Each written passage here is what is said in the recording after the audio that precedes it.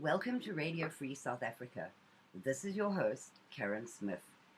Tonight we are going to continue with our overview of the history of South Africa with our guest, Schalk van der Merwe. Last time we did the Nelson Mandela era leading up to his release from prison.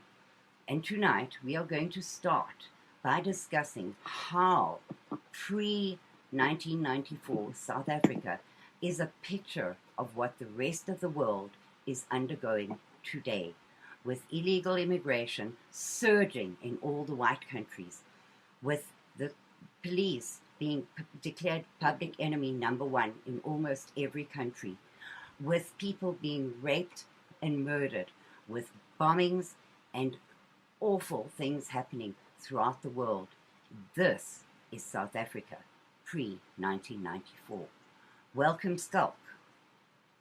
Good evening, Karin, and it's very nice to be back on your show. It's always lovely to have you here, Schalk. We were saying before the show that amazingly, in the last 2 or 3 weeks, South Africa has been, for South Africa, relatively quiet. The murders continue, the protests and riots continue. That is a given. But in general, South Africa has been much quieter than the rest of the world. Yes, that's the fact, Con. But once again, it's always relative. As you correctly point out, everything that's by now the usual trend is still going on in South Africa. Tremendous crime, murders, all these terrible things still happening. But we haven't seen the huge upsurges that we saw about 2 or 3 months ago. It's gone a little bit quiet now. I think it's because the local elections is now only two weeks or so away, and everybody is now basically bracing for that period. Yeah. So I think that's causing things to quiet down a little bit. But worldwide, it's been a tumultuous 2 weeks. It's incredible. The Turkey incident, we spoke about it just before we went on air. I don't think anybody saw that one coming. I was sitting and watching television, and I flipped through the channels, and I saw on Fox News there's a coup in Turkey, and it was like an alternate universe that I found myself in, because how can there be a coup in Turkey? So that came as quite a shock. Yeah, it's very strange what's going on around the world now. And then, of course, the awful situation in Nice. Yes. It's going from bad to worse in France. I mean, mass shootings in the street, and all the things. Even in Paris, it was there was a whole a series of events leading up to the Nice incident. I don't know why France is targeted by these groups. It's very strange. You would actually think that Britain would be targeted. Maybe even Germany. But now France is usually in the firing line. It's a very strange dynamic that's taking place there. It's perfect. It's just not understandable. Now, politics worldwide is not understandable today, and probably never was. But things have taken a turn that I don't think the man in the street could have seen coming. There have always been uproar and people not liking the police. But these things that are happening worldwide seem to be orchestrated, because it's not one state or one country where it's happening. It seems to be, all right, tomorrow we're going to start targeting police. It seems to be a worldwide agreement amongst the groups that this is what we're going to do from tomorrow, because it was very sudden. I know that Black Lives Matter has been around for a long time, and Black Lives Matter have been calling for the destruction and murder of police officers for a very long time. Mm-hmm. But suddenly we have 37 cities targeted by them. This is, for me, a very, very strange phenomenon that I just can't get my head around. Yes, Karin, it's very interesting to look at the time frames. The same time that in South Africa we had the uprising amongst the students, the roads must fall and the fees Yes, must fall, those campaigns. It was about the same time that Black Lives Matter all of a sudden appeared in United States. yes. And I follow, if you follow the news, you will see that there's now even Black Lives Matter cells in the United Kingdom.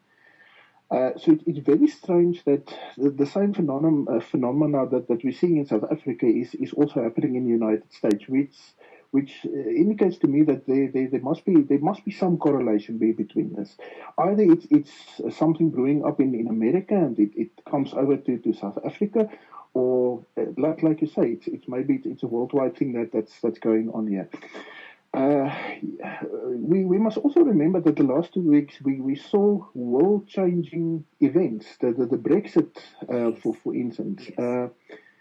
David Cameron was yeah, he was fully convinced that it will not happen. To such an extent, when it happens, David Cameron all of a sudden is he resigns as Prime Minister of Britain. Uh-huh.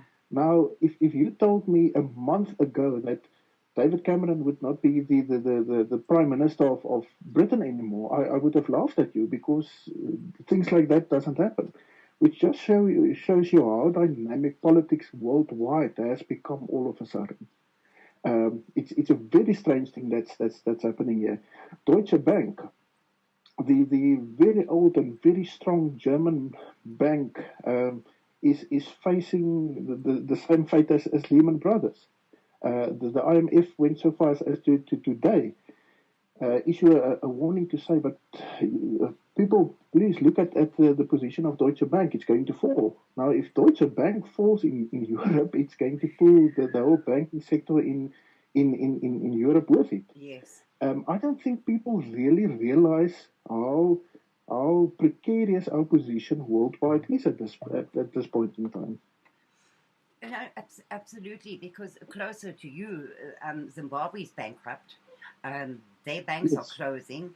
They changed to the American dollar from the Zimbabwean dollar. Now they're talking about they refused to accept South African money for a while. Now they're talking about South African rand being their currency. I mean, that fluctuates so much every day that even as a close neighbor and keeping an eye on what they're doing, you can't actually foresee what's going to happen in the next hour there. No, you can't. No, you can't. Let's look at the Zimbabwe situation for a moment, and then I will get back to your introductory remarks relating to the similarities between pre 1994 in South Africa and the world today. Yeah.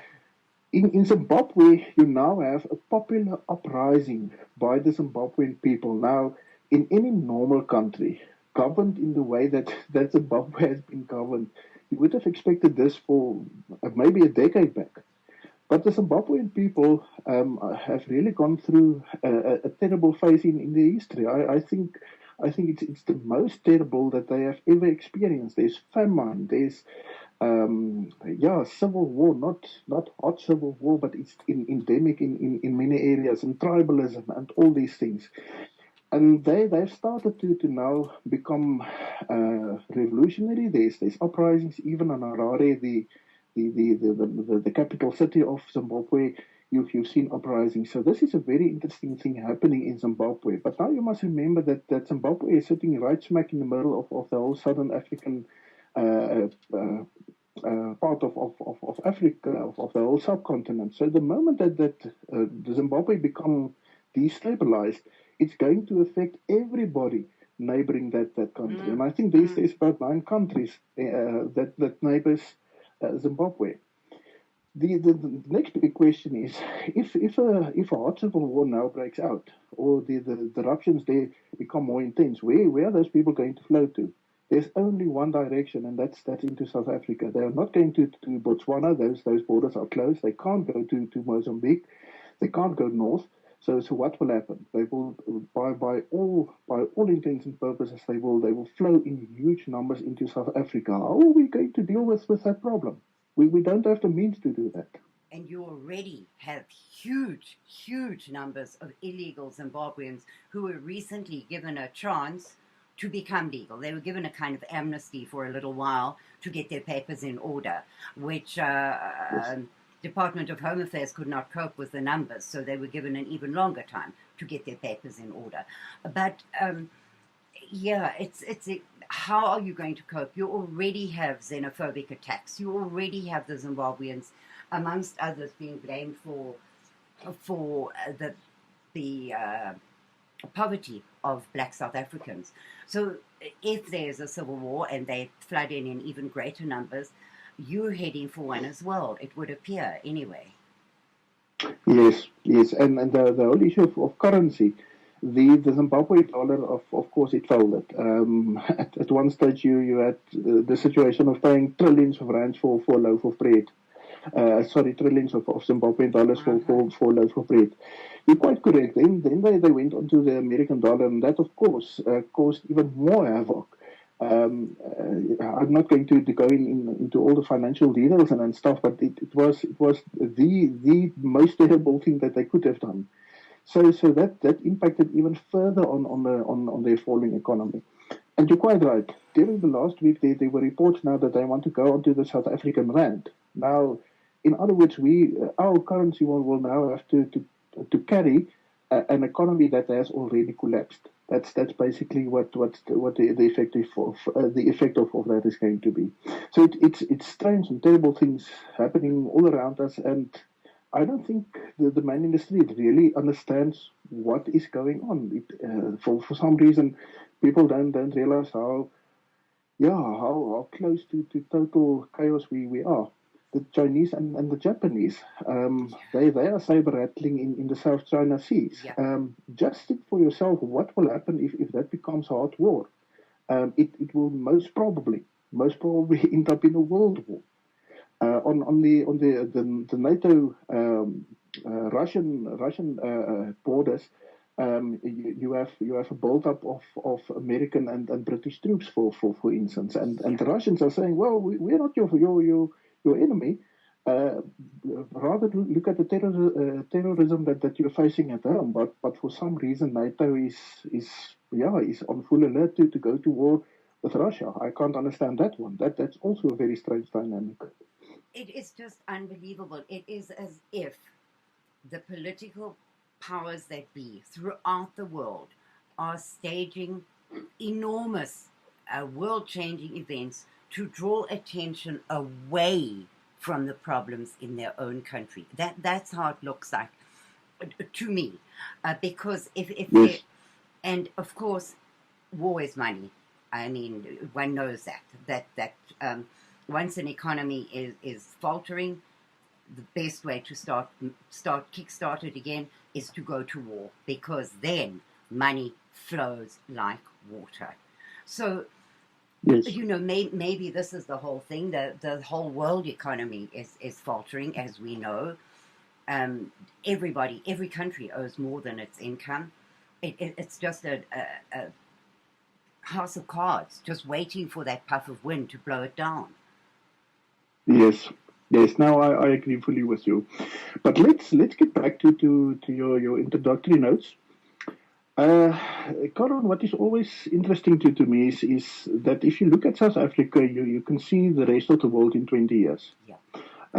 South Africa, for some reason, I don't know if it's because we have so many dynamics playing into the whole thing, or maybe it's planned like this. It's like a test tube where the powers that be come and test these things. I don't know what's going on, but if you look at South Africa, you can see where the world will be in a decade or 2 decades from now. You referred to the 1990s. During that time, we had a very similar scenario to what we have worldwide now. Terrorism started to spring up. Student uprisings, the whole issue about policing and the fight if you want it against the police forces and security forces. So all those things that we are now seeing in the United States, the BLM movement that's literally targeting police. Those were the exact same things that happened in South Africa during the late 80s and early 90s. In the township areas, for instance, police had to go in armored vehicles. It was basically a low intensity civil war that was taking place in many of the black suburbs, the so-called townships. Ne? And that's exactly what you're seeing now in the United States, and it's very widespread. In South Africa during those days, you saw in many, if not most of the bigger black townships, all of a sudden you had an uprising. It was not a mass uprising. It was not all the people were not all the people of the townships, a small minority, but you had outbreaks of these occurrences over such a vast area that it basically took up all the resources of the police. And it's exactly what's happening in the United States now. You're quite right to say that there's more than 30 cities where you now have these disruptions. BLM, by all means, is a very small organization. We're not speaking of hundreds of thousands of members. It's a small organization, but they are spread over such a large area. It's basically now taking all the resources of your own security forces on that side. I'm waiting for the moment where the National Guard is going to be on your side. The National Guard is going to be mobilized.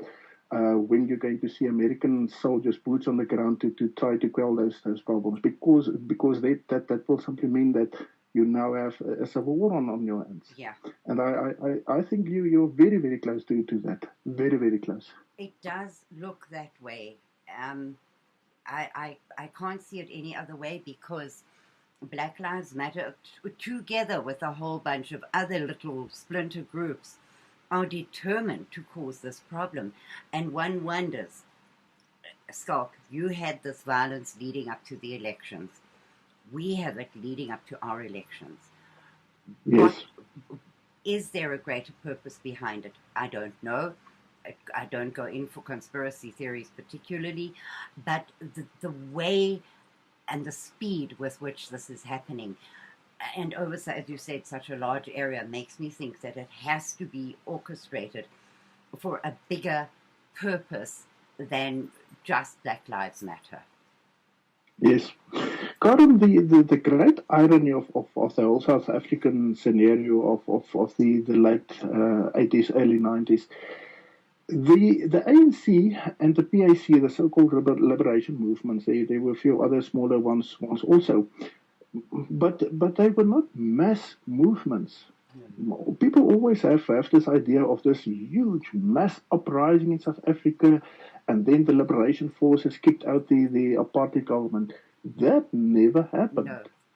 The ANC was always a very small organization, very small party.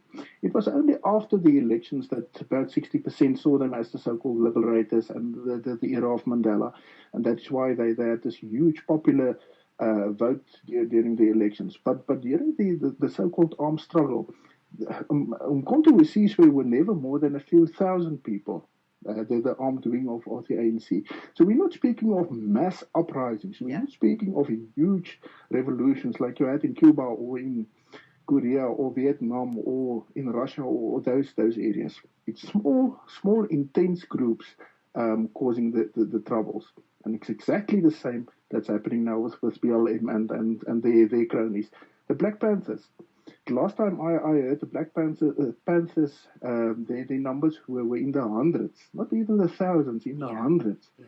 But they are causing such a stir that even a city like Baton Rouge in Louisiana is now under lockdown for all intents and purposes because of this small little far left organization, the Black Panthers. I don't know. I agree with you. It's very difficult to see conspiracies in everything. But if you look at the modus operandi, the same is happening. Not even place to place geographically, but time related. Yes. The same thing is happening 30 years down the line. You can see the parallels. Now, how is that possible? Well, the Black Panthers, I believe, are calling for a whole bunch of the southern states to be ceded to them as their own homeland. They want their own homeland. And I know that they did Yes. send their leaders over to South Africa to help the blacks in South Africa create Azania, their own homeland. So it's very strange that those same Black Panther leaders are calling for their own homeland in Africa and in America at the same time. For me, that is very strange, because if you have your own homeland, you don't need more than one, do you? That's a fact. I mean, That's a fact. really. I agree with you. You either come back to Africa or you stay in the United States, in Northern America, and you make homes for yourself there. Uh, no, it's a fact. The rhetoric also, if you look at what the EFF, the Economic Freedom Fighters in South Africa, their rhetoric, and the PAC to a certain extent, the rhetoric that they are portraying of the white person is this invasive population Yes. coming over in their Yes. boats from Europe and enslaving the whole of Africa Yeah. and living as parasites of the Yeah. black people, of the backs of the black people. Yeah. That's the same narrative that you have in the United States. Yes, for sure, the most of the black people, the black population in the United States did come from slave roots. That's a fact. Yes. We can never deny that. But slavery has been outlawed in the United States since 1860. That's very close now to 180 years if I do my sums very Yeah. quickly now. Yeah. That slavery has not been present in the United States anymore. Yes, of course there was segregation, but there was segregation all over the world. But slavery died 170, 160 years ago in America. It's more than a century and a half. Look at the Afrikaner people, the Boer people in South Africa. 100 years back, during the Anglo-Boer War, we were wiped from the face of the earth. Yes. The British had scorched earth, the scorched earth tactics. In certain areas, I live in the Free State province. In the Free State, the old Boer Republic of the Free State, certain areas were demolished to such an extent that when the farmers, the Boers started to come back after the war, they could not find their own towns. They could not find their own farms. That was 100 years back. Where are the Afrikaners by the 1950s? We're running the best organized and most prosperous country in Africa. So if time is a problem, why is 160 years back slavery of 160 years back? How can that now be the narrative on which the EFF in South Africa is running? We never had black slaves, No. and No. the Americans have. It's disingenuous, but it's a very emotional thing to run on, and that is why it's so effective. But Schalk, this is another thing that I really feel we should address, is the whole anti-white saga worldwide. It doesn't matter where you live. We must integrate, get on with other nations, other colors who are flowing into our countries. It doesn't matter whether it's the USA, whether it's South Africa, whether it's France, Germany, wherever. African nations are flowing out of Africa into white countries. But there is never anybody says a black country or an other color country must integrate with whites. Why is that only white countries are targeted? Karin, let's look at this contradiction. Islamic migrants in their hundreds of thousands are flowing into Europe. Why are they not flowing into Saudi Arabia? Why? Why are they not flowing into Iran? Why are they not flowing for that matter over the Caucasus Mountains into Russia? Yeah. They are flowing into Mother Europe. Yes. Why is that? So I agree with you. This is a very strange phenomenon, but it goes further. I've never heard of China or Japan or Vietnam or even India being accused of racism because they are not willing to take in migrants. But the moment that the so-called white country, Germany or France or Britain, anybody in those countries come up and say, no, no, no, but we don't want these migrants, then all of a sudden it becomes racism. Yes. So there's a very clear double standard. Certain countries are seen as racist, and other countries are simply not seen as racist when they do these things. Japan went so far as to say, but we're not willing to have Islam in Japan. You can't be a Muslim in Japan. But think for yourself what will happen if the United States, Donald Trump climbs on his podium and he says, we must stop Muslim immigrants into the North American continent, and he's immediately branded as this huge racist, this hater of all Muslims. But what is different from what the Japanese are doing? And I'm not criticizing the Japanese. No, I have a huge respect for Japan as a country, but it's a double standard, and that is what's troubling me. It troubles me as well, because Saudi Arabia, for instance, has said they absolutely refuse to take even one of these migrants. But that's perfectly okay. They can fear terrorism from these people and not take them, and the world just says, shrugs their shoulders and walks away. But if any other country says, look, we're being overrun by these people, we are no longer going to exist as a race or as a nation, we can't take any more, we have to get rid of them, then it's an enormous sin, and the rest of the world turns on them. None of it makes sense, Schalk. None of it. Yes. But Karin, yes, the leftist liberal narrative. It says the following. It says whiteness, to be a white person, or race is a social construct. It only exists in people's minds because we've now been socialized since our childhood to believe I'm a white person and that person is a black person. Eh? That's the one narrative. But then it goes further to say, but all white people are racists. Now, yes. How can you not be something and then be pro something? It's impossible. How can you not be white but then you're a white racist? Yes, yes. So it's this very, very strange thing. Okay, the whole issue of stealing land in South Africa. The narrative of the EFF is that the white man came to Africa and they stole our land. Yes. But then the next moment, the liberal will come out and say, but race is it's actually just a social construct. It doesn't even exist. We must demolish whiteness. Now, if you have to demolish whiteness, how could the white man have stolen the land? It's impossible. It's these contradictions.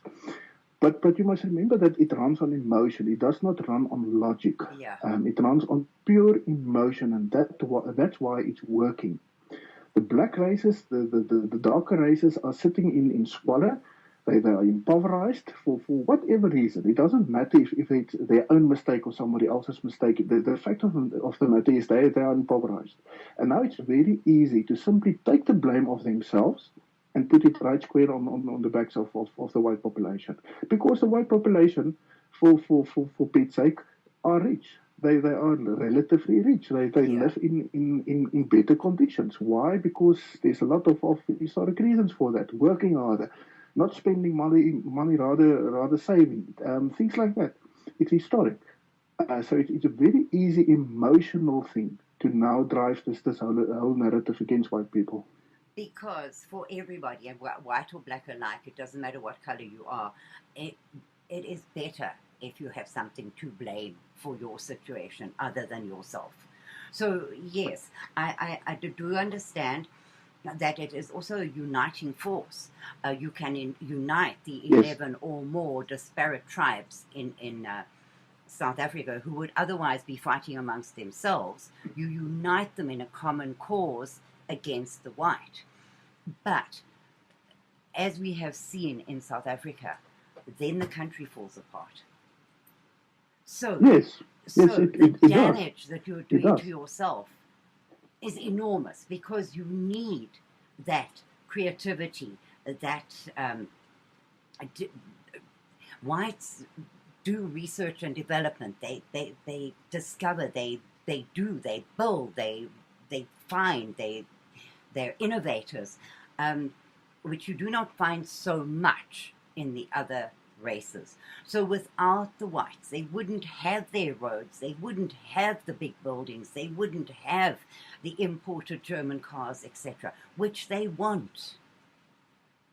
So Yes, that's now we also get one rid of of the these whites. contradictions.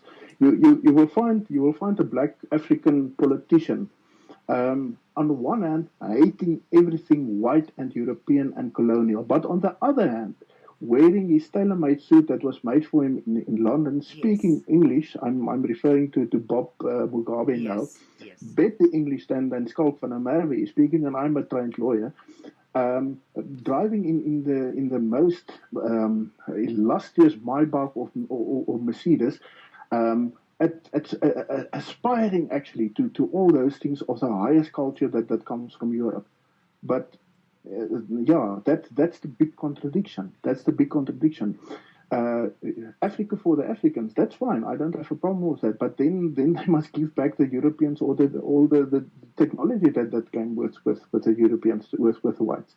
And if you take that away, Africa is back into the Bronze Age or the Stone Age, Yeah. because that was how European settlers and colonists first found the people living in Africa.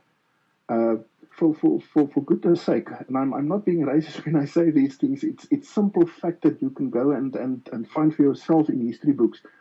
When Europeans sailed the oceans of the world, the black people in Africa did not even have the wheel. Yeah. They did not have the technology of the wheel. Yes, Uh, yes.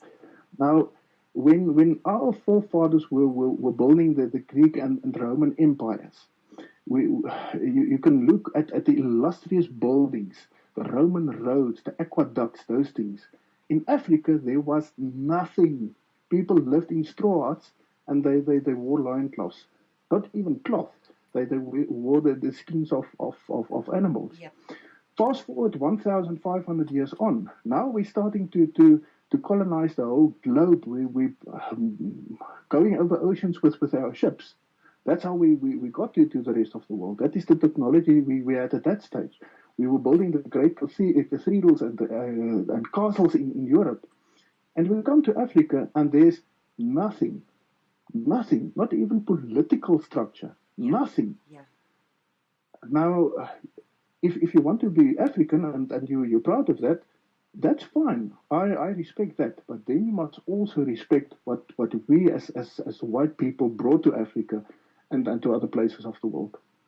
Absolutely, because I very much doubt that any of the riches that South Africa is famous for would have been utilized or discovered other than for the white man being there. So yes, there is a certain truth to that we mined our diamonds on the sweat of the black people, because there never were enough white people to do that work, ever. There were never, ever enough white people in South Africa to do that, to carry out all the mining and the industry and whatever. So to a certain degree, there is truth behind that story.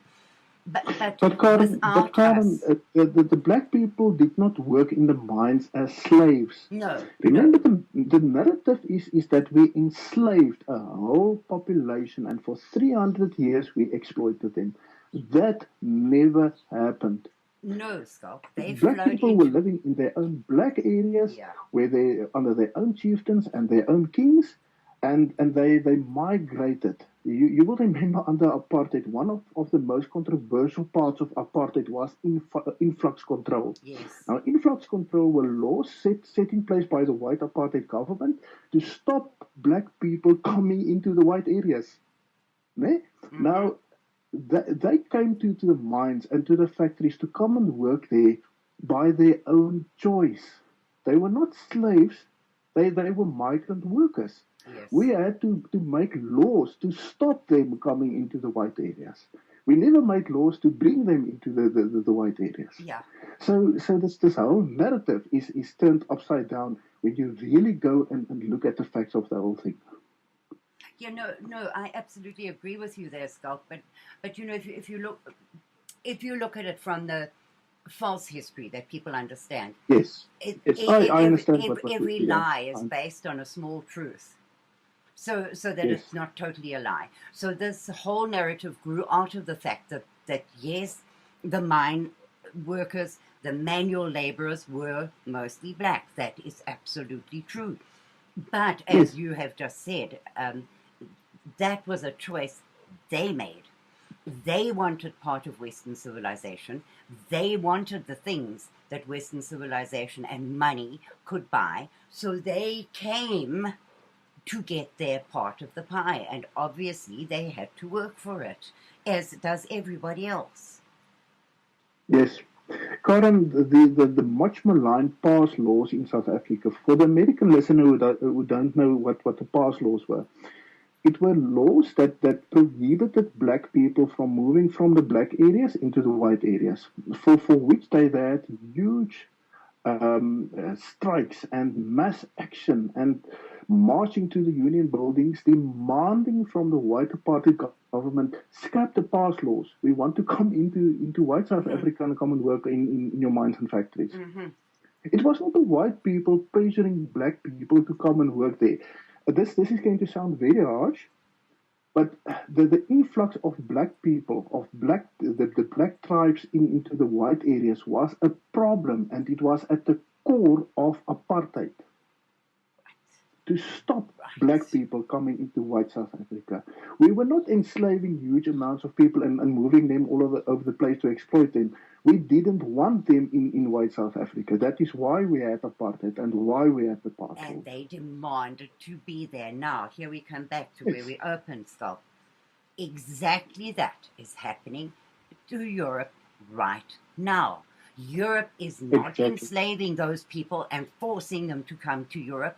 Those people cannot be stopped because of the huge numbers of them that are breaking through borders, breaking down fences and walls, and raising their voices in absolute, I demand to be allowed to go here and live at your expense, on the dole, on Social Security, on whatever you call it in your country. You will give me a place to stay, food to eat, money to live on. You will give it to me somewhere because I came here. So that is exactly where South Africa was at prior to 1994. Yes, exactly.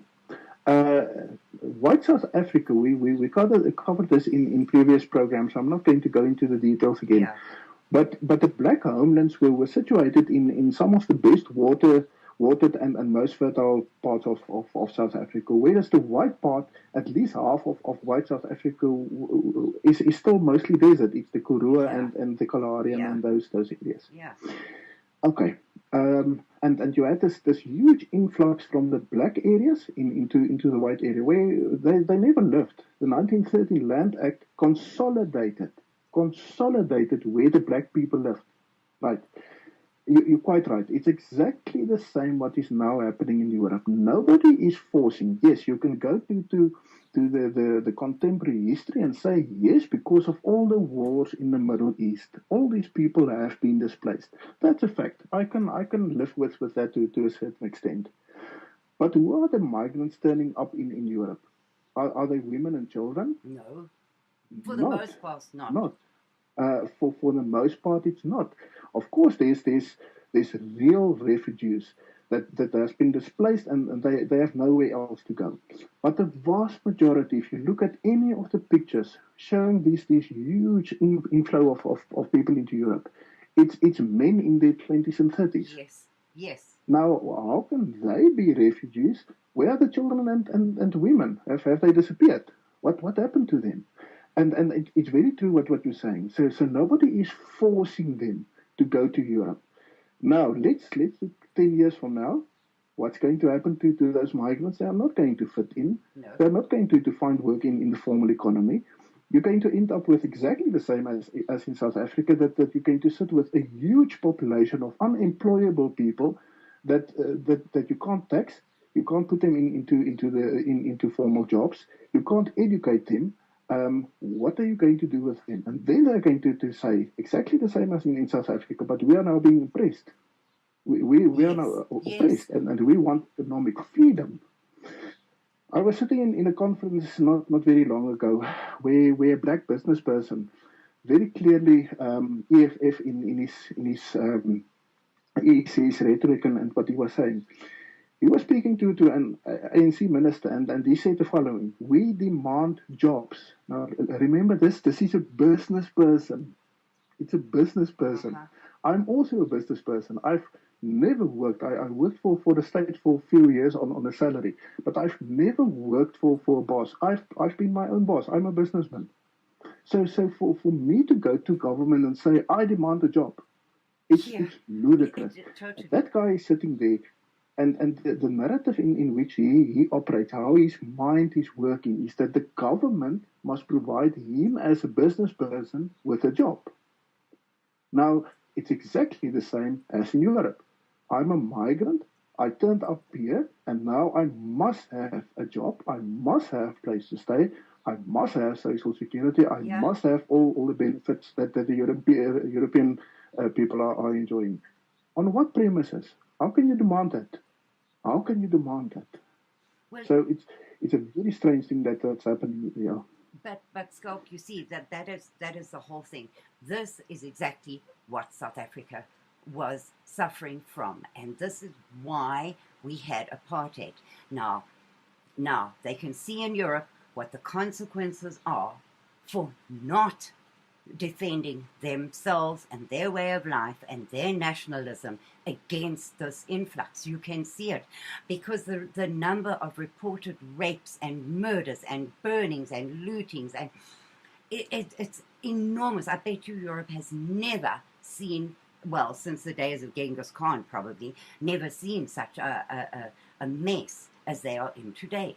So the liberal logic is totally illogical to me. You let these people in. Who is supposed to support them? If you look at South Africa, we were 20% of the population approximately pre the end of apartheid. We supported all of this.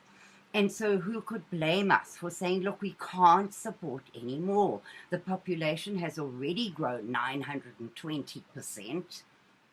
We, the white population, are not growing to that. We're shrinking. We cannot support anymore. Karin, I'm going to run this scenario past you. What has happened the last 2 decades in Europe? Have we seen more nationalism coming forward, or have we seen Europe tying together and becoming a more multicultural but one state? Yeah. We've seen the former. We've seen first the breakup of the old Yugoslavia, then all the eruptions in Eastern Europe and nation states being formed there. Czechoslovakia, for instance, breaking up the Baltic states, those areas. Then you started to see the uprise and upswing of nationalism. Yes, to a certain extent relating to the earlier, the smaller migrant problem and the Turks coming into Germany, and in southern France, all the North Africans coming in there. But in general terms, that was not the biggest issue. You saw that nations started to once again believe in themselves, in the Netherlands and in Germany and all these places. And the moment that you saw that, and the EU now with Brexit, for instance, the EU even coming to a place where there's a possibility that it will dissolve.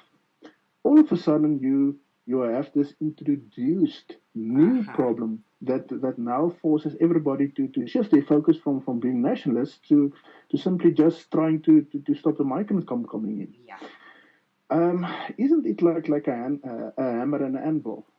So maybe the migrants are not really the problem. Maybe somebody is trying to engineer the migrants as the anvil for a hammer to come down on. Yes. It's very easy to go and say, but the migrants are the problem. But are they really the problem? Let's go and look at the Middle East. And the Middle East is always very fascinating to me. Who has been the greatest perpetrators of war there? The West. Not the Russians, not the Chinese, the West. Yeah. The West has been making war in the Middle East for the last 40 years, non-stop. So, of course, you're going to have a certain displacement of those people. What are the people in Syria going to do if there's continuous civil war for the last 5 years? What are they going to do? It speaks for itself that it was caused there. and it was used in another place. Migrants coming to America. Are you really telling me that a Syrian sitting in a small little village that's been bombed out is contemplating and thinking to himself, okay, I'm going to climb on a ship and go over the Atlantic Ocean to come and live in the US? Is he really thinking that? No. I can't see that in my mind's eye. No, no. It is orchestrated, or let's put it this way, it appears to be orchestrated, and anyone who has got more than half a brain cell has to think that. Because, Schalk, how do they get there? You as a South African, you yourself as a businessman might have the money to come to the USA. You might. But for the majority of displaced white South Africans, they can't even contemplate that, as you were saying about this refugee fellow who really needs to leave Syria because white South Africans who are living in those camps, are they sitting thinking, I'm going to catch a plane to America tomorrow? I don't think so. I really don't think so. Yeah. Karin, I can't afford to immigrate to the US. I can't afford to immigrate to Australia. The average white South African cannot even think about that. But still now in the Middle East, everybody who's displaced is now on their way to Europe. Yes. Or on their way to the US. Yes, the great contradiction. We've seen a few cases now in Britain where South Africans living there for 20, 30, how many years? Now that the British government are sending them back to South Africa. Yes. They've outstayed their welcome. So under the formal laws, those people who have practically become British, because they are speaking British, many of them, their roots are British, yes. They are sent back to South Africa. But now on the informal side, hundreds of thousands of migrants, and I want to come back to the word migrant again, but hundreds of thousands of migrants flow into Britain, and that's all right. That's all right. In fact, they are given government funding, etc., and housing and all those things to welcome them.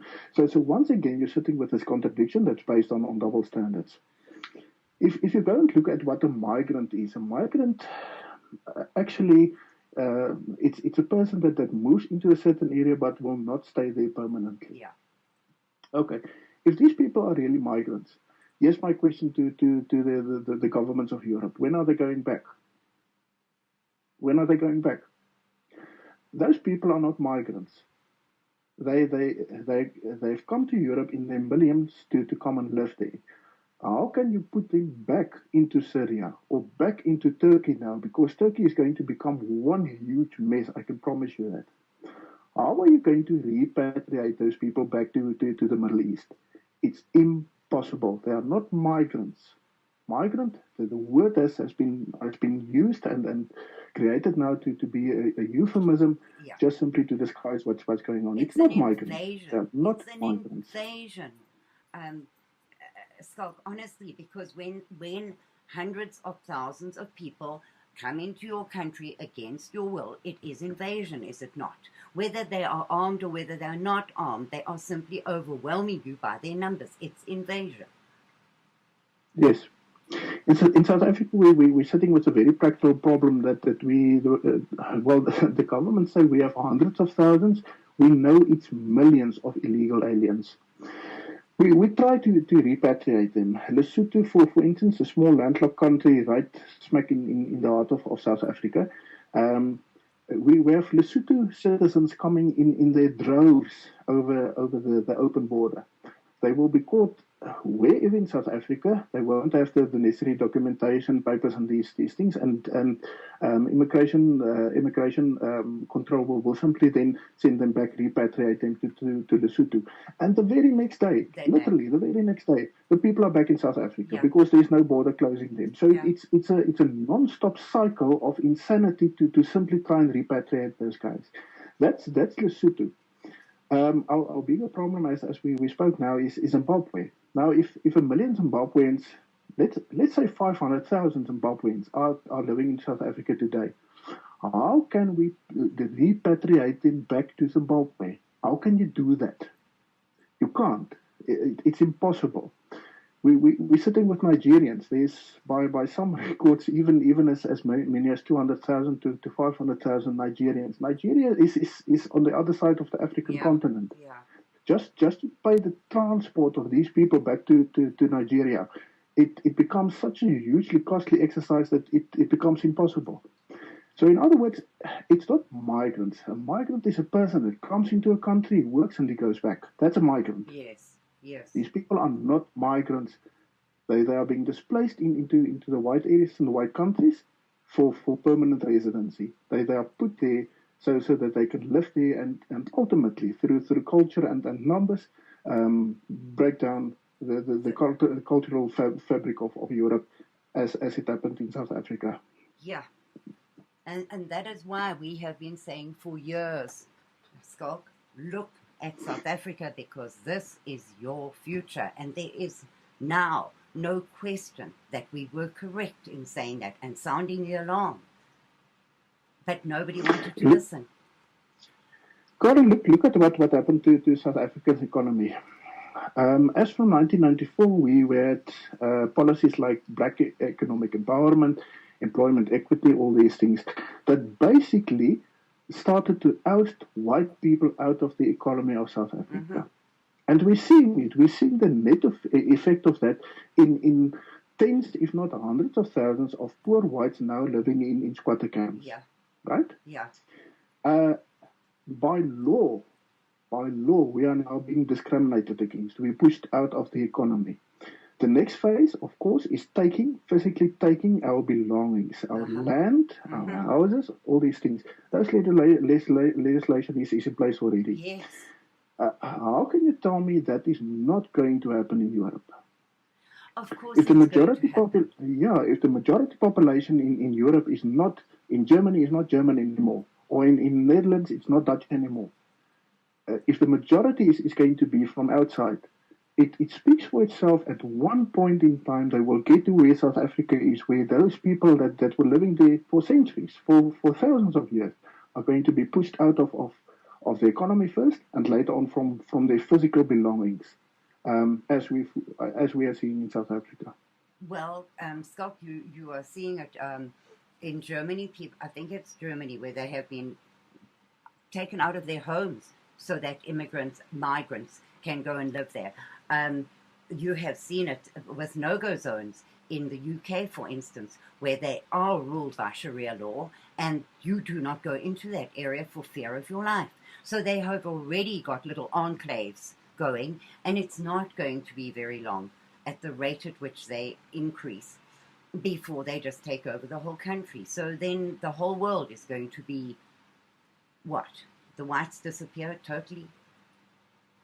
What is going to happen? Because there again, we come back to South Africa. Look at South Africa. The people are so, white people are so dispossessed that they cannot leave. Those who can mostly have.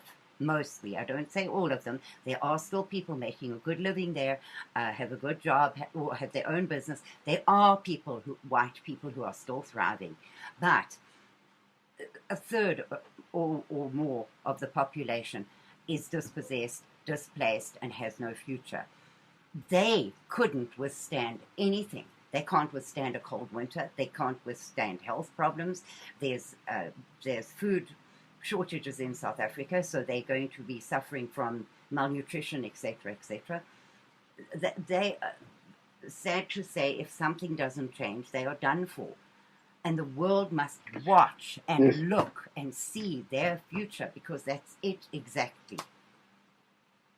Karin, maybe you heard my whole attitude and my demeanor tonight is one of simply being revolutionary. Now I'm going to say something to you that on face value it's not going to make sense, but think about this one. The so-called rich white in South Africa is actually in a worse position than the jobless person sitting in the squatter camp. Why do I say that? The so-called prosperity amongst whites in South Africa, it's not creating wealth, it's creating credit. Yeah. You will find that the white population in South Africa is one of the most over-accredited peoples in the world. You pay something like 80% of the money that you make, you pay back either as tax or as repayments on debt. So in other words, even the so-called rich person sitting in Sandton, living in his 5 million rand house, driving the newest German car that he has, he's actually so impoverished that he can never get out of debt. Literally, you can never get out of debt. Yeah. Uh, Yes.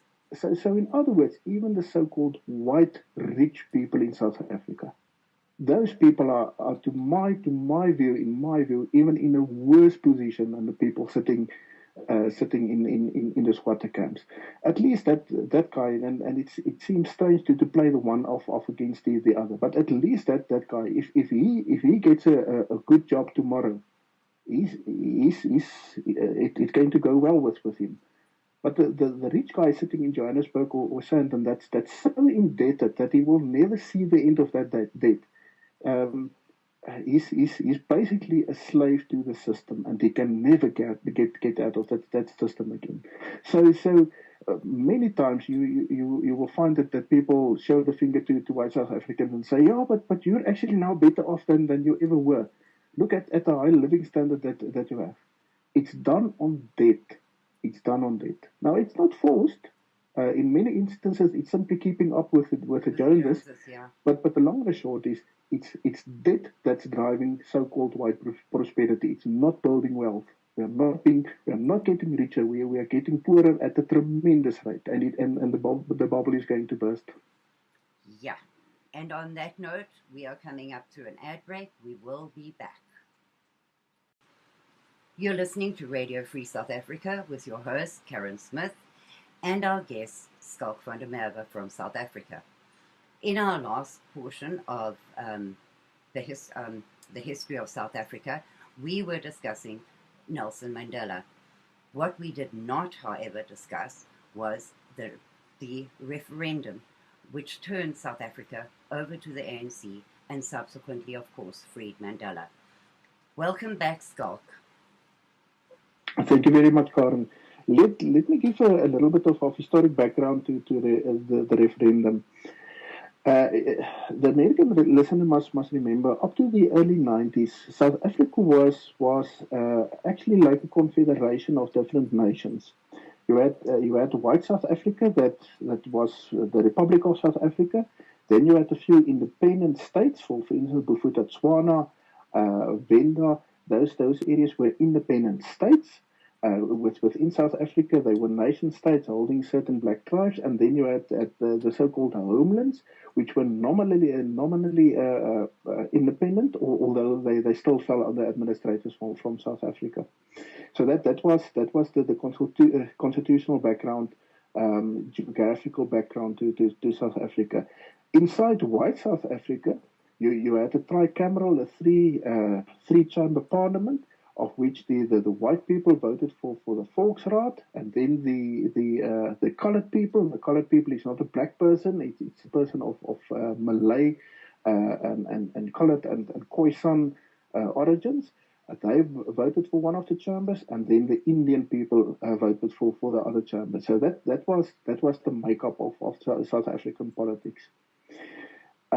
Behind the scenes, and this is not conspiracy theory, we know it for fact. These things have been disclosed by the people actually involved in those things. So throughout the late 70s and 80s, behind the scenes, the certain people in the Nationalist Party, and especially also the Afrikaner Broederbond, which was in the beginning the Broederbond advanced Afrikaner interest. During the 80s, they became totally devoid of that, and they only served their own interest. They started to negotiate with the ANC and even the British governments, the CIA, the Americans, a lot of other forces. They started to negotiate behind the scenes for power sharing outcome to the political problems in South Africa. So by the early 90s, the president, F.W. de Klerk, he was the successor of P.W. Botha. P.W. Botha was a very hard, forceful Afrikaner type.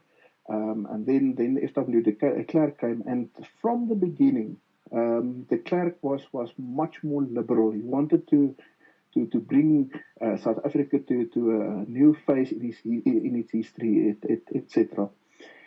And through the workings of the Nationalist Party and Nationale Pers, NASPERS, which was once again long ago it was pro-Afrikaner. These days it's as anti-Afrikaner as anything else. Yeah. Through these organizations and the state mechanisms and so forth, people's public opinion started to be changed to the direction of a new South Africa, negotiated peace. We must make peace with the liberation movements.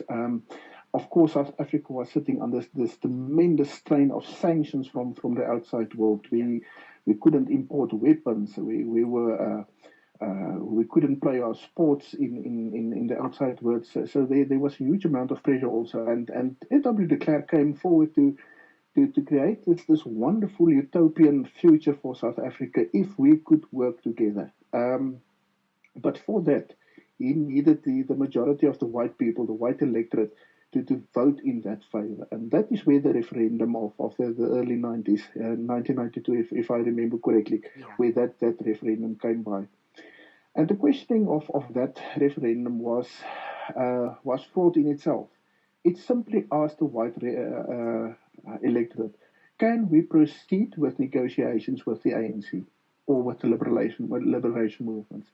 It was not, can we give over the power that we have in the hands of a communist takeover? Because the ANC and the SACP, it's a communist clique.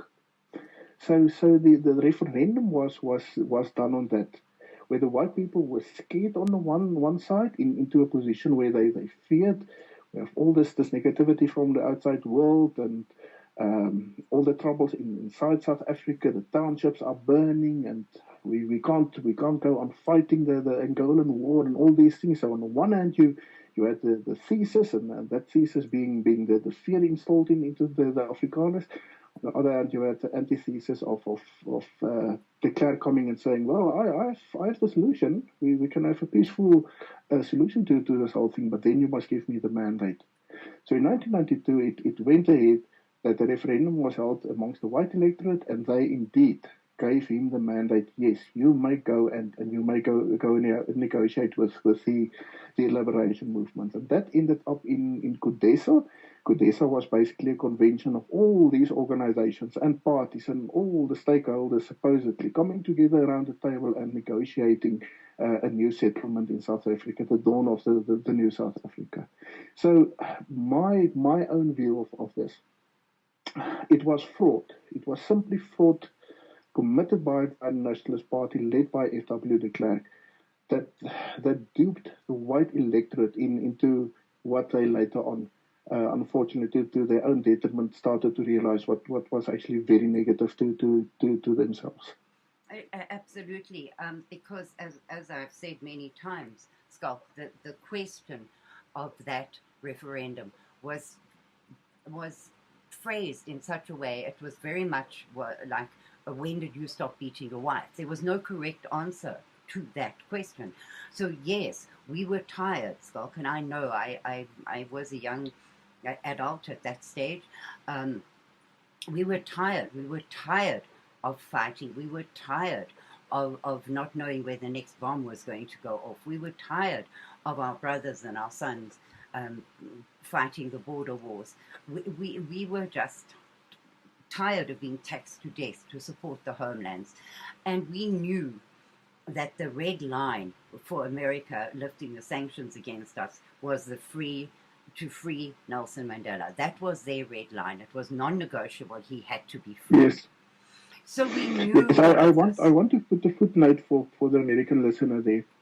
In the early 80s, P.W. Botha went to Mandela and he said to Mandela, I will release you now if you distance yourself from the armed struggle, if you denounce violence, I will free you now. Unconditionally. Bluntly, I will not renounce violence. We will take over this country by violent means. That was why he was still sitting in prison when F.W. de Klerk took over. Exactly. He was given the opportunity by our government, and he, to his dying day, never renounced violence. Or no matter how an icon of peace he has been made to be in people's minds, this man never renounced violence. However, they came to the electorate, to the white electorate of South Africa, who, as I say, were tired. We had performed miracles. We had innovated and developed and done things that, given the size of our country, the size of our population, were amazing. We've discussed all these things in previous programs, where we had Arms Corps, which developed arms, ammunition, military vehicles beyond anything the world had ever seen to that stage. We developed a way to get petrol from coal, because we do not have petrol in our country. Even today, I don't think we have found any reliable source of petrol in South Africa. No, there's a lot of shale gas under the Karoo. But beyond that, we don't have oil reserves. We have a little bit of gas at Mossel Bay, the Moss Gas project. But you can't run a country's energy needs on that. Yeah. And not a police force and a defense force which was fighting a war hundreds and hundreds of miles away from home. So we were struggling, and we were supporting Rhodesia at that stage as well, because they also had sanctions. They also didn't have these things. So we were helping them as well, and we were just besieged on all sides. So given the question of, shall we continue to negotiate with the ANC, our answer was yes, negotiate with them by all means. It was not, yes, hand our country over to the terrorists. Exactly. So, exactly. There were actually a list. If I go and look far enough, I will find a list. There were a list of assurances given by the nationalist government, National Party government, because they were not nationalist by that stage by any means or anyway any longer, but by the national government, in which they said, we will not compromise on the following. There were about 20 things there. So if I could have voted at that stage, and my government came to me and said, we're going to do this now bona fide, we're not going to give over power, we're going to share power. And these are the assurances. These things will not happen. You won't have to compromise on these 20 or 30 things. Then I understand why the average South African said, okay, yes, I give you the mandate. Now, FW de Klerk, go and negotiate something for us. You must remember something else, Karin. The engagement in Angola. We fought in Angola for very close to a quarter of a century to keep the communists out of Southern Africa. And in the latter phases of the Angolan engagement, we were not fighting guerrilla soldiers from the ANC or SWAPO. SWAPO was the so-called liberation movement of Namibia. We were fighting a hot war against Cuban, East German, Czechoslovak, and Russian regulars. Yes. When we fought on the Lombo River, our own Air Force couldn't keep up with the so-called Angolan Air Force, but they weren't Angolans. They were Russian MiGs flown by Russian pilots. We were fighting a hot war against the Americans, the Russians. The Americans never had the balls, and I apologize for using this harsh term over the radio, but they never had it to go and fight a hot war against Russians. We did it. And we did a very good job of it. And we didn't lose that war either. But we were a small country, and we were sanctioned to such an extent that we could not keep on that fight. We simply couldn't. In terms of warfare, you can't have that overwhelming force against you and simply continue fighting forever. It's impossible. So even on that front, South Africans realized that at some stage we needed to do something to stop that. And here comes F.W. de Klerk and Nelson Mandela, the great Prince of Peace. And both are promising it's going to be fine. Nothing strange is going to happen. Everything is going to go away. The pain will go away. It's going to be better now. And people fell for that. I understand why people fell for that. Yes, so do I, Schalk, because we were fighting internal terrorism and the border wars. And there weren't enough of us to do it. We didn't have we didn't have enough resources to continue because Yes, we didn't. If one of our sons or brothers was killed, there wasn't somebody to replace them. We were a finite yes, number of people, and yes. we did suffer, and families suffered greatly, and we would never have voted yes if we had if it were put to us the correct way. Shall we hand this country over to the ANC? The answer would have been a resounding no. No, we will rather fight. But Yes. that was indeed not how it was portrayed at that stage, definitely. So, okay, so we did the referendum. He had the go ahead to go and negotiate. He freed Mandela. Mandela became president, and then the wheels started falling off. Well, they started wobbling. They've now fallen off completely, but at that stage, Indeed. Yeah, in the Mandela years, you must remember that all the ANC were very clever with their takeover.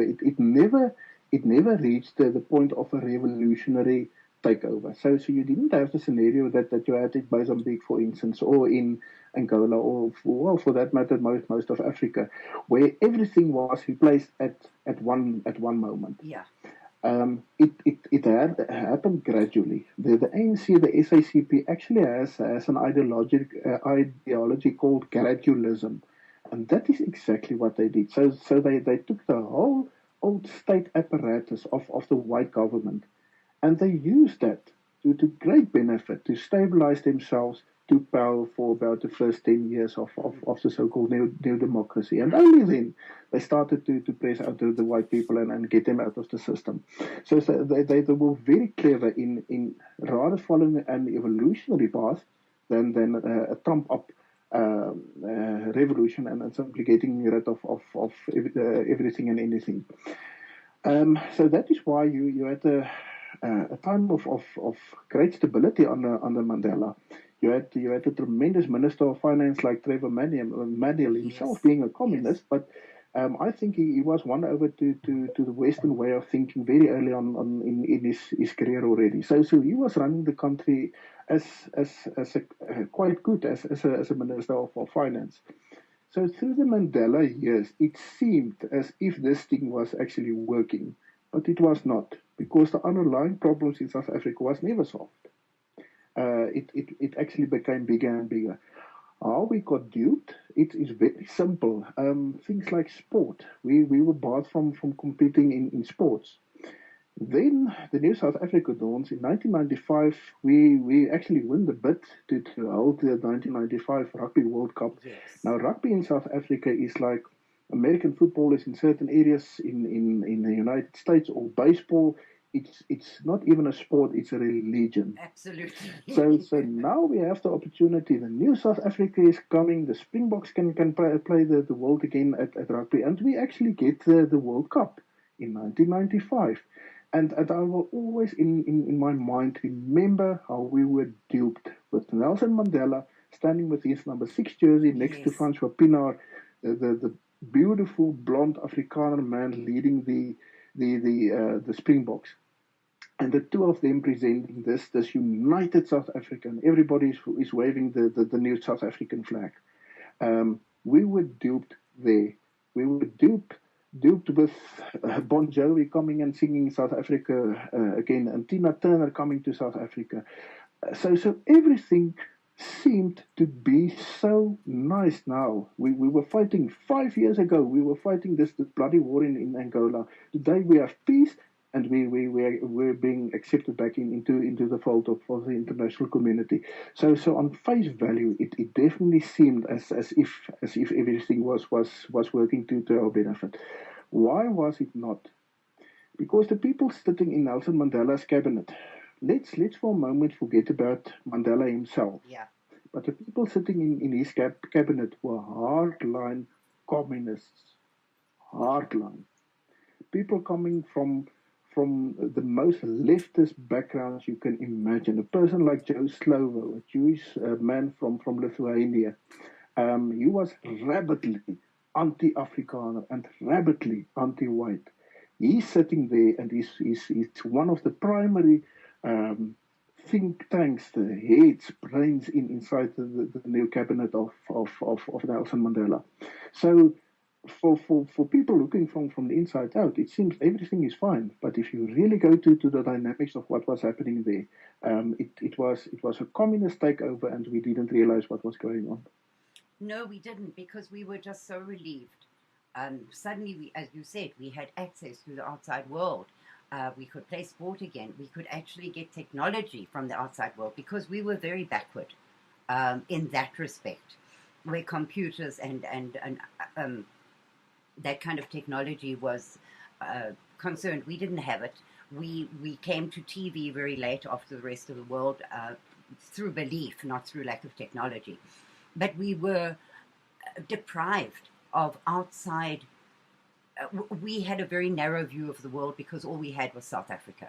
And now suddenly this whole influx of things came in, and I think we were a bit dazzled by our importance in the rest of the world, and how great it was that everybody loved us and everybody wanted to come and see us, and we had tourism burgeoning, and we had the economy taking off, and we were dazzled, and we didn't look closely enough.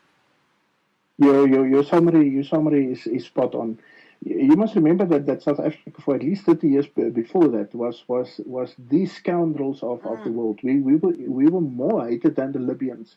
They hated us more than Muammar Gaddafi. Yes. We never put terrorists on a plane. We never downed a plane with a bomb over Lockerbie. But they still hated us. They still hated us more than they hated, for instance, the Libyans. So what you're saying makes full sense. Now all of a sudden we're being the scoundrel. Now all of a sudden South Africa is now this dear child. Mandela and de Klerk go and they received the Nobel Peace Prize. These huge accolades. The new South Africa has dawned. It's this wonderful, peaceful outcome. We even send people over to Northern Ireland to go and tell the Irish how they must make peace. I mean, how nearly I curse, but how much insanity is in that. We're telling the Irish people who've been oppressed by the United Kingdom for close on 1,000 years. Yeah. We are now all of a sudden so very well versed in making peace. We can even go and dictate to them. So that is the importance all of a sudden that we have in the world. And you must also remember that Afrikaners were brainwashed for at least a decade before that to really have a lot of guilt about Africa apartheid. Yes. And now Nelson Mandela comes and he says, no, I forgive you. It's not that bad. Don't worry about it. I forgive you. Let's start again all afresh. On a purely human level, that sounded quite nice to the average white person. Yes, here's a very interesting thing that people seem to forget. When the Nationalist Party disbanded, because the National Party actually came to an end very early on in the new South Africa, the leader at that stage was a person called van Schalk, and he served in the ANC government for many years in the cabinet. But when the Nationalist Party, who governed South Africa on behalf of the Afrikaner people for nearly 50 years, when they disbanded, the old Nats didn't go to the opposition parties. They went to the ANC. They became MPs of the African National Congress. Yeah. So in other words, even the people sitting in government believed that everything was fine. Or maybe they were promised something else in return for their silence. We would never know. But that was the extent to which the people believed in a new South Africa. Sincerely I believe that a lot of black people, the majority of black people, were also duped. They also believed a new dawn was there, with all these promises of housing and running water and electricity and cars and fridges and all these wonderful things. I think they were also duped into the new South Africa. So everybody, at that stage, everybody lost.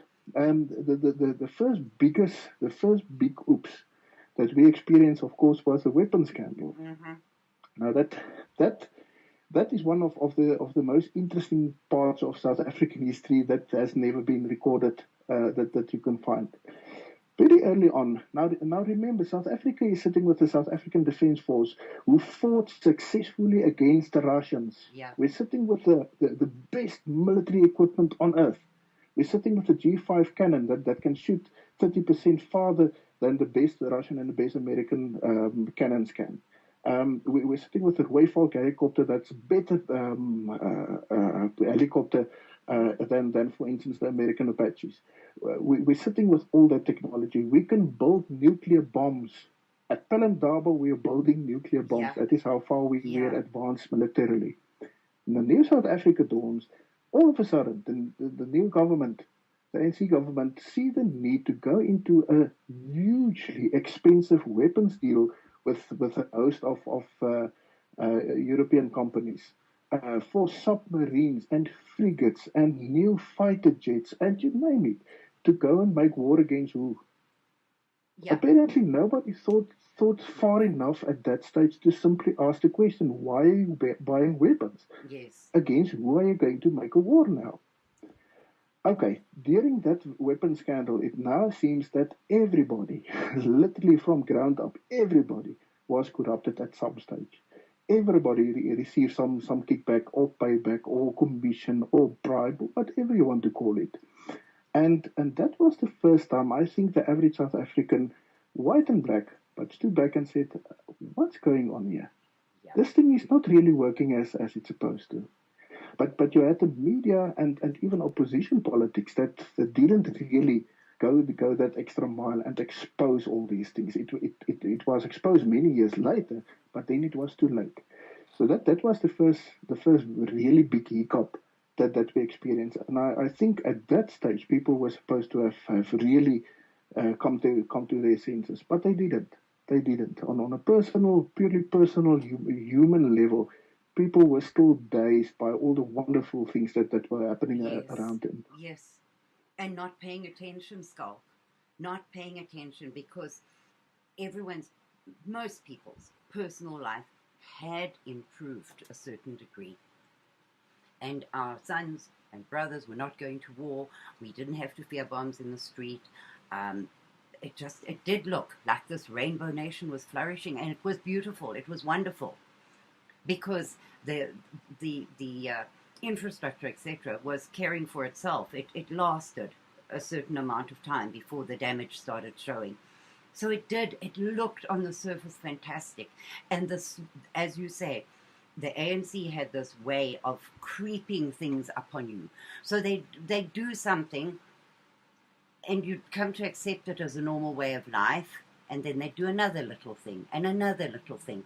So all Yes. along the way, these changes were small, and you just accepted them as a way of life. And the next one came along, and you grumped a little bit, but you accepted that as a way of life, and so on. And it just happened, as you say, small increments. They were very clever in that, because as a person living in South Africa, well, we're used to the fact that we had to put a wall around our house. Now we're used to the fact that we have to put an alarm system in. And oh man, it's another damn expense that we have to get a security company. And it happened so slowly that it just became Yes. a way of life, Yes. and you didn't notice it.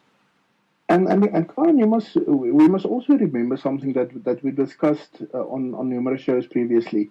The resilience of the Afrikaner people and the larger South African white population and the whole issue or the whole notion of a boer maak 'n plan. A Yes. boer always makes a plan. Yes. So in other words, no matter how big the obstacle, that is why we had our own weapons industry. When the outside world were sanctioning us and we couldn't buy weapons to go and fight the Russians, we built our own. Yes.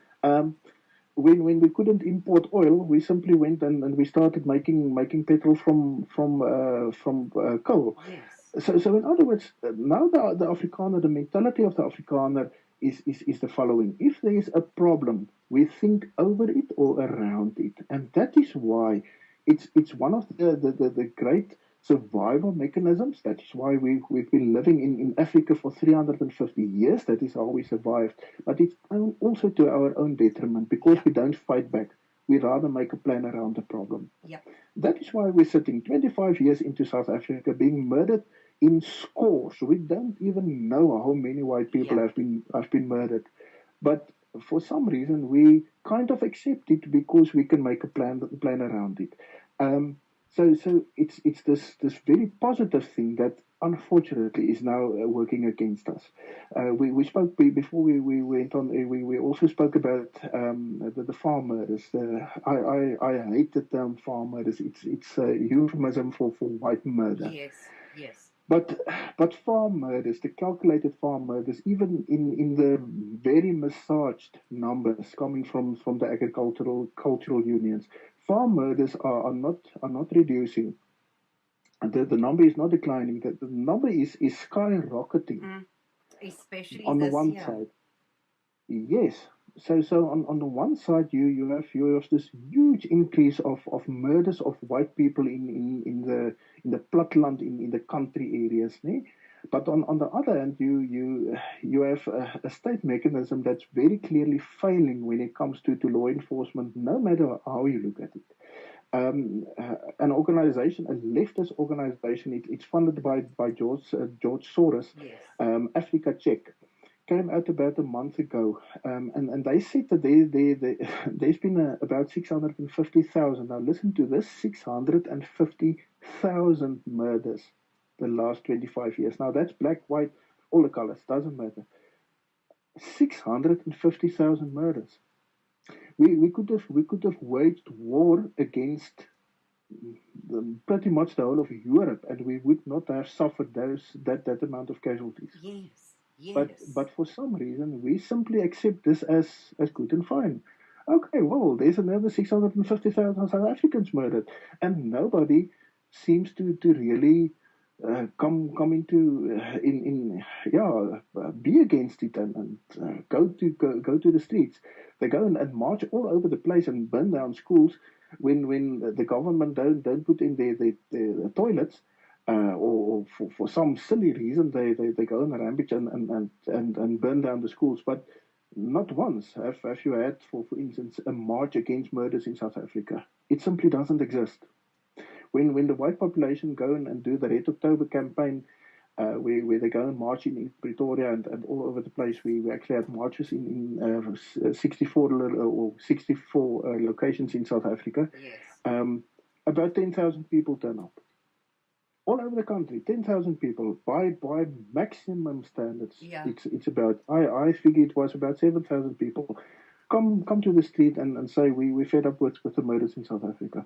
So in other words, we've been brainwashed to a certain extent by ourselves, but definitely also by the media too, where we accept all these abnormalities as being normal. It's just simply part of being a South African.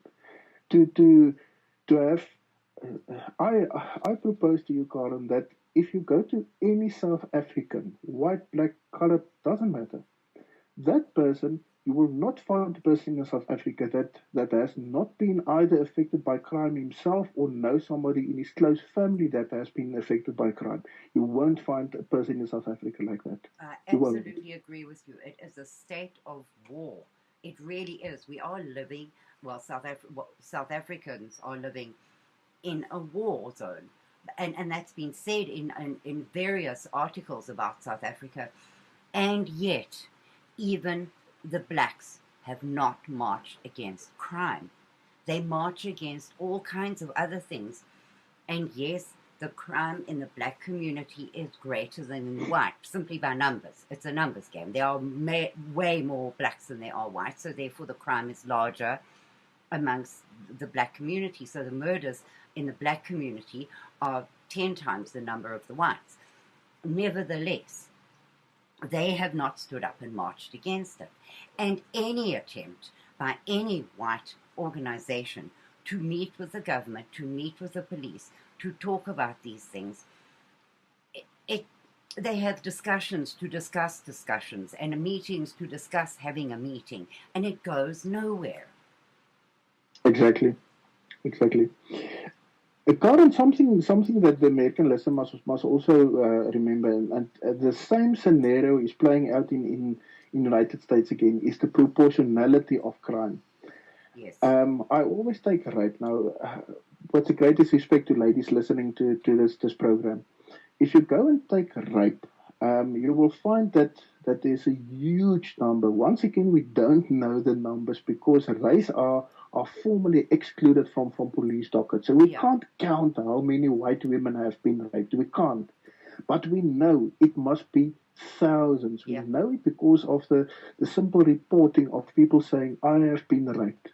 If a white woman drives in even a moderately sized town in the evening on her own, there's a very high risk that she will be stopped and she will be raped. Yes. That's a fact. Yes. I'm not blowing this thing out of proportion. Amy Beale was for instance that American aid worker who was killed in Soweto many years ago that made the news headlines. So these things are a fact.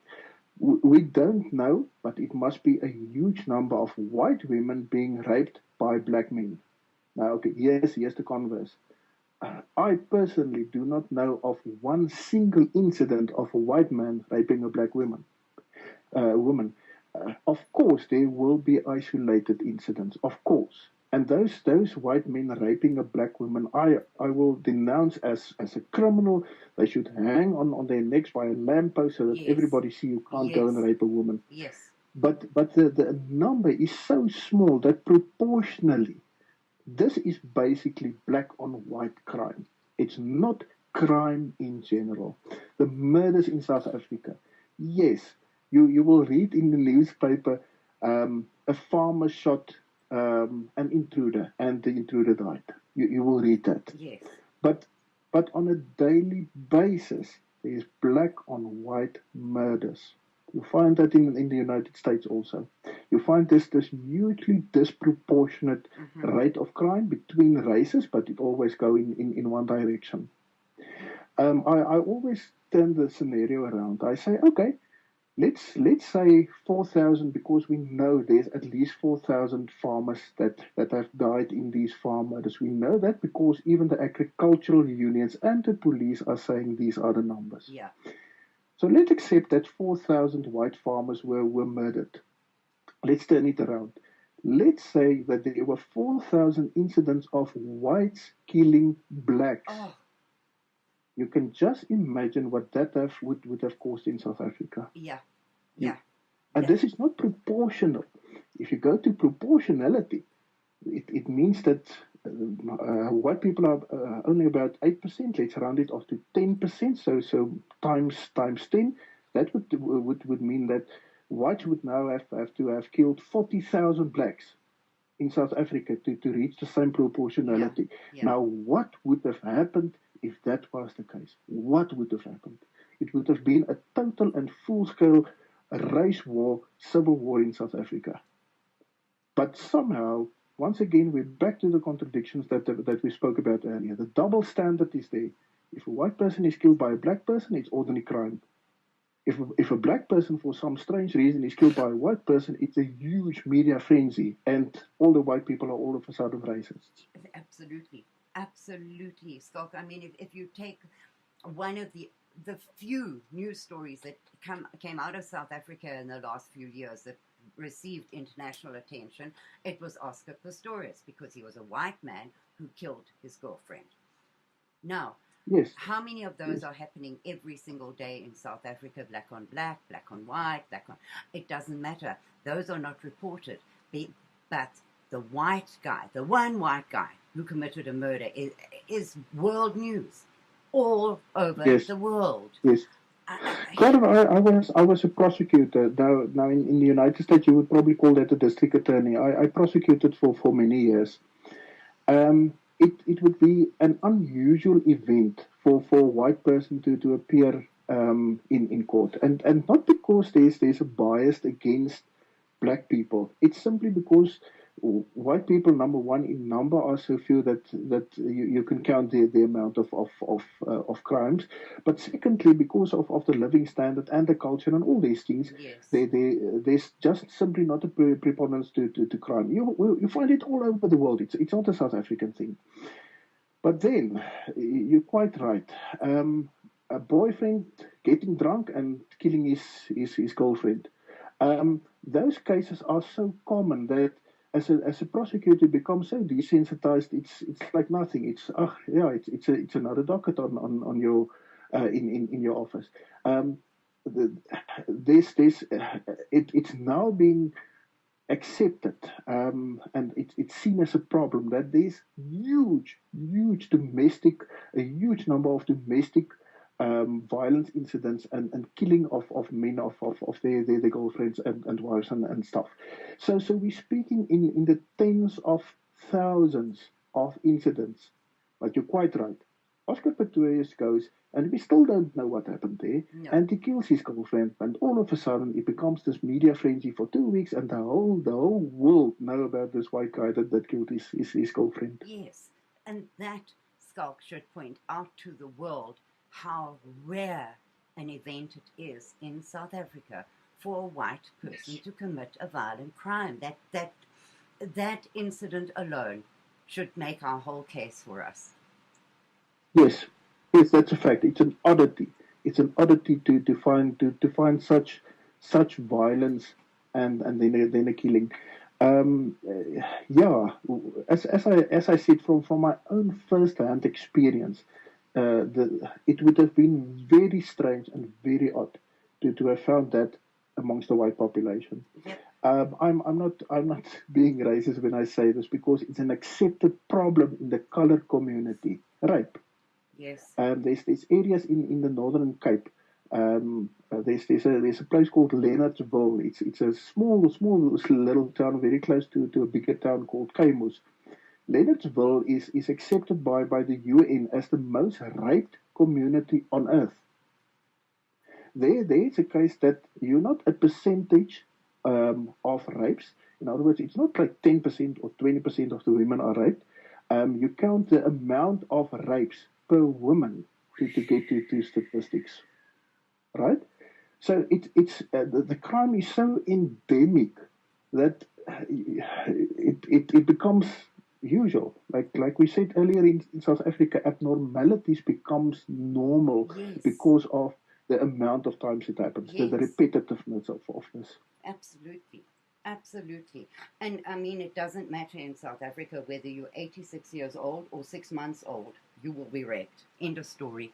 It really doesn't matter. Yes. And that is scary. Child rape and even baby rape. Something extremely disturbing is the whole issue of AIDS and rape. There's a Yes. connotation between AIDS, the disease AIDS, and rape. There's a belief amongst many of the black cultures that if you have sex with a virgin, for some reason it then cures you of AIDS. Yeah. Now, without sounding extremely racist or sexist, but there are not really any virgins left amongst the black population, because as of the age of 9 or 10, they start having sex. Now, where do you get a virgin then? You either go and rape a white woman or you rape a baby. And I will be scorned as an absolute racist, but it's already now accepted even in black circles. We have a problem. We are raping our children at a rate that it's simply ludicrous. That is what we are literally facing in South Africa. There was a High Court case where a judge went so far as to say, I can't remember the exact amount of seconds. If I remember correctly, it's every 21 seconds in South Africa. Now listen to this: every 21 seconds in South Africa, a woman is raped. Yeah. Yeah, I record it being less than that, but 21 seconds alone is bad. And they say as well that you have you will definitely have more chance of being raped than of finishing school in South Africa. That is another statistic, which is frightening. Yes, that's a fact. Karin, if we make that statistic, let's round it off. Let's say there's one rape every minute in South Africa. Yeah. Just imagine yourself that one rape every minute in South Africa. There's another very strange tendency. It's very you won't find it that much amongst the white population, but it's very rife amongst the black population. It's called corrective rape. Yes. Now, corrective rape simply means that if a girl seems to be lesbian, maybe in her demeanor she likes to wear more boys type of clothes, Then a gang of black youths would take that black girl, and they would rape her until she now loves men. Yeah. It's called there's an actual term for it. It's called corrective rape. The American listener can go and Google that, and they will find millions of hits relating to that. That is the culture in the black townships. So this whole idea of everybody being equal, even homosexuality being accepted in South Africa, and you can't be discriminated against you in terms of our constitution relating to your sexual orientation, is made null and void the moment you step into a township, because you're going to get raped to stop you being a lesbian or perceived to be a lesbian. Exactly, which leads us back to the fooling of the population, because we believed that all of these things would be, well, we didn't have much of that during white rule that I know of, but I'm sure it existed, but it has escalated. So we didn't see this coming. There was no way that the white population could see what was coming their way. And it crept up on us. So it was another thing that we just began to accept as normal, the same as the murders. You turn on the TV, you open a newspaper, you look on social media, oh, there was another 3 murders last night, white people, and another rape, and another person abused in a hospital, etc. And you just shrug your shoulders, say, oh man, that's terrible, and get on with your day, because it has become normal to us. But nothing about South Africa is normal. No, I agree with you. We sometimes it feels to me like we're living in another universe. Yes. When I speak to friends of me, even living in America, which is sometimes seen as a very violent place. When I speak to them, it's like really. But how can you live in this? How is that possible? You must be lying about it. Yeah. You must exaggerate what is going on. It can't be that bad. Um, I don't think the average South African even understand how abnormal the situation is that we're facing. Taxation. We you touched on taxation very early on. Yeah. We are the few people that pay tax in South Africa are the most highly taxed people on earth.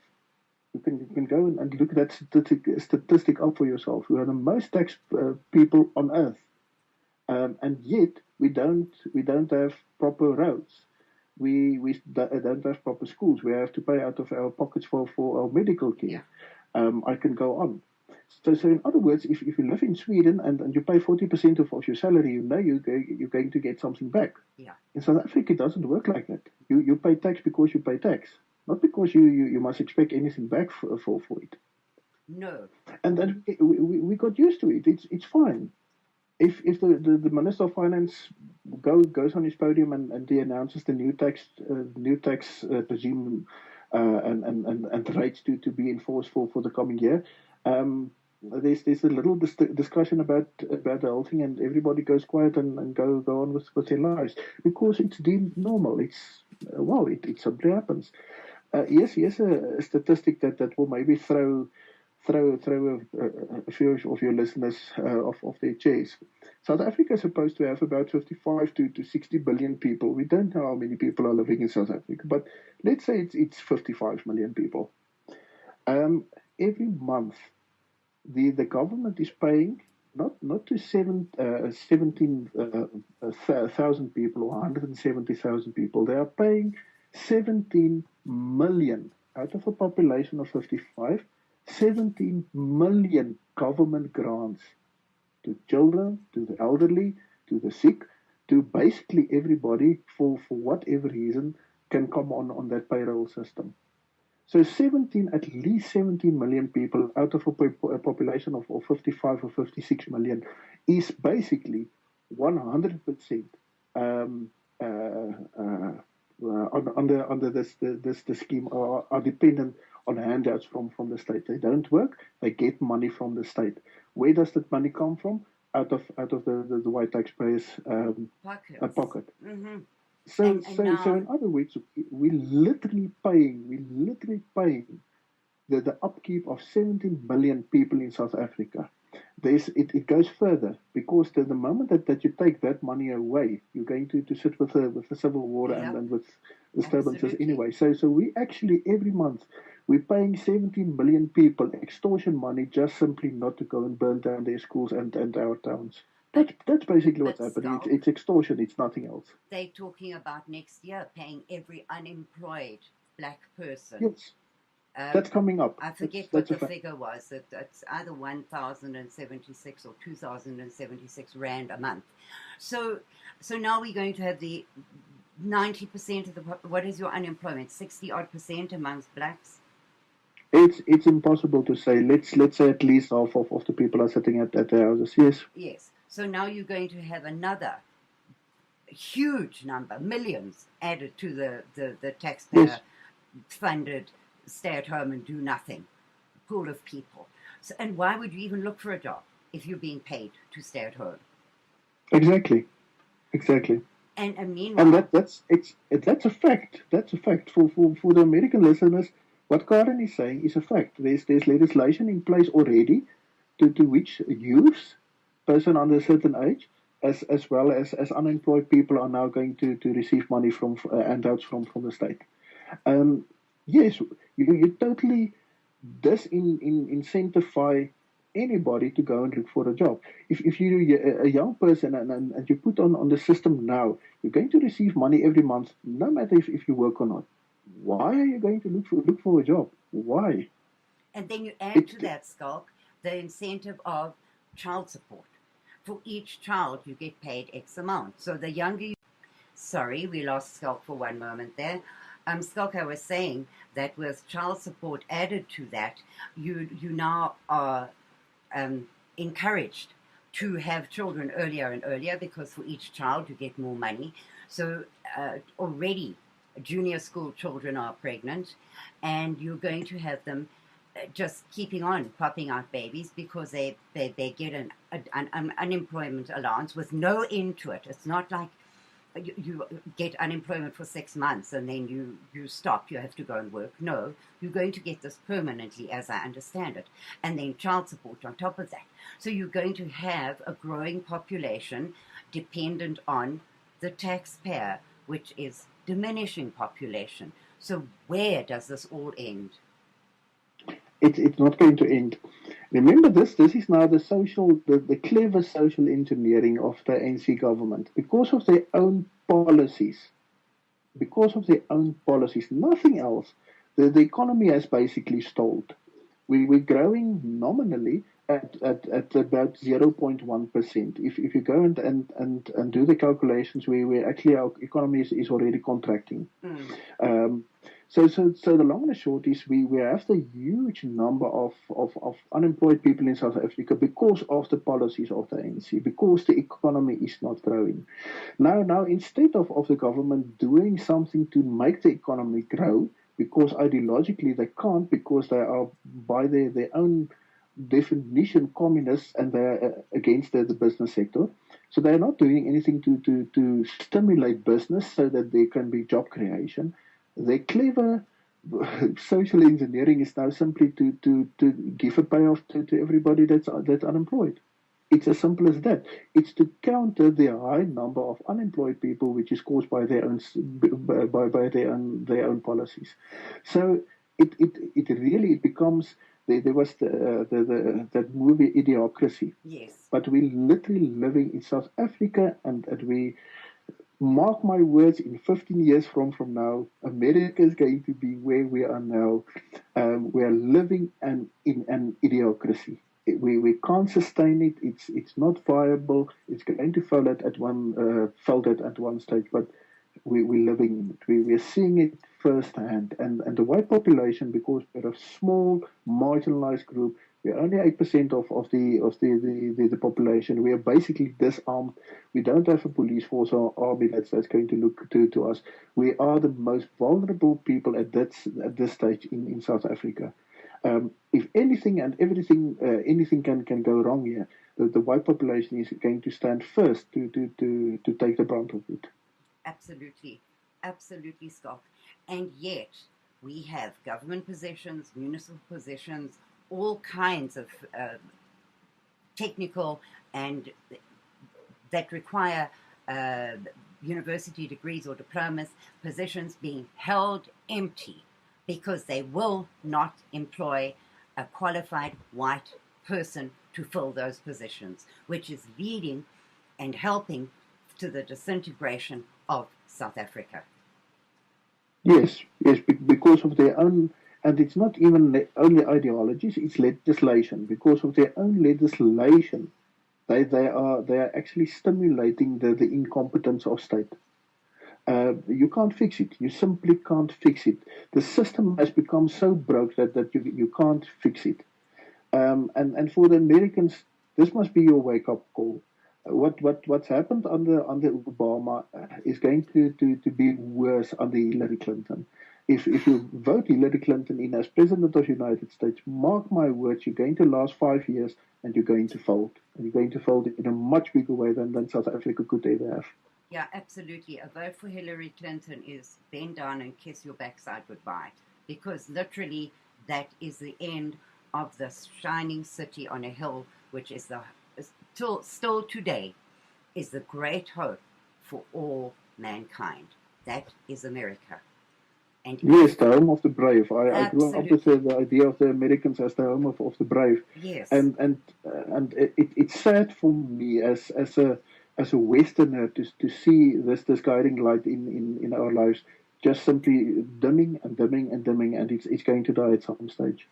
Unless there is great change here, and people here, as we have been saying, we have been the clarion call for many years. America, wake up. Look at South Africa. See your future in what has happened to us, and do not let it happen to you. Because by the time you realize it has happened, it's too late. You have to stop it in its tracks, which we as white South Africans failed to do, because it is not in our nature to stand up and fight. And it is in the American nature to fight. So stand up, fight while you have a chance, because we do not want the world to lose this beacon of light, which is your country. And despite how bad you as an American might think it is, to the rest of the world, including white South Africans, it is still the best place on earth to live. And I pray that you will keep it this way and not let it go the way of our country. Schalk, do you have some closing thoughts? No, as I said so many times previously, I think we must simply spread the truth. We're not asking anybody to be biased for us. We're not even asking anybody to back us up. We're just simply asking people, listen to the truth and tell the truth. If we can get people to realize that it's half of the way there. So yeah, thank you very much, Karin, for your opportunity and for the American people to listen to this. Schalk, we have many people who look forward to your shows. I am asked at least a dozen times during the month, when is our next history segment? So people are listening, people are paying attention, and people are pointing out how important our story is. So we are having an impact, no matter how small, we are having one, and that makes what we are doing worthwhile. Thank you very, very much, Schalk. We'll be back next month with the next segment of Schalk's program.